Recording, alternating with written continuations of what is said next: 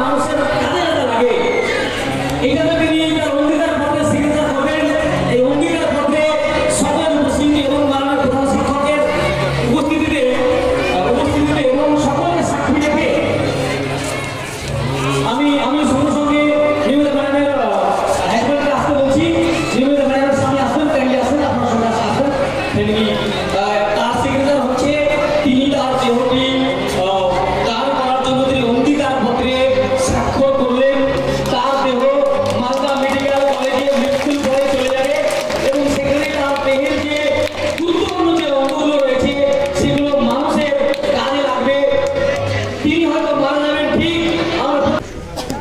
আমার অনেক দিনের একটা ইচ্ছে ছিল যে আমার প্রচুর ছাত্রছাত্রী যারা ডাক্তারি করছে, আমি জানি যে তারা তাদের সব দেহের দরকার হয় কিন্তু পায় না। সব দেহ একটা সব দেহ অনেকের মিলে ব্যবহার করতে হয়, তো কেউ দিতে চায় না। তো আমি ভেবেছিলাম যে আমি যদি অবসর গ্রহণ করবো, আমি আমার দেহকে দান করবো। ইচ্ছে নিয়ে আমি দান করছি যাতে এটা চিকিৎসা বিজ্ঞানের কাজে লাগে। আর যদি অঙ্গ প্রত্যঙ্গ কোনোটা ভালো থাকে সেটা যেন কোনো রোগী পায়। যেমন আমার কিডনি যদি ভালো থাকে, কোনো দুটো কিডনি আছে মানুষের, তো দুটো লোক যারা কিডনি রোগে ভুগছে তারা বাঁচতে পারবে, চোখ দিয়ে দুজন অন্ধ দেখতে পাবে। এরকমভাবে যে অঙ্গ প্রত্যঙ্গ সজীব থাকবে সেগুলোকে দান করে দেবে। যখন নির্দিষ্ট সময় আছে, যদি সম্ভব হয় সেই সময়। ধন্যবাদ।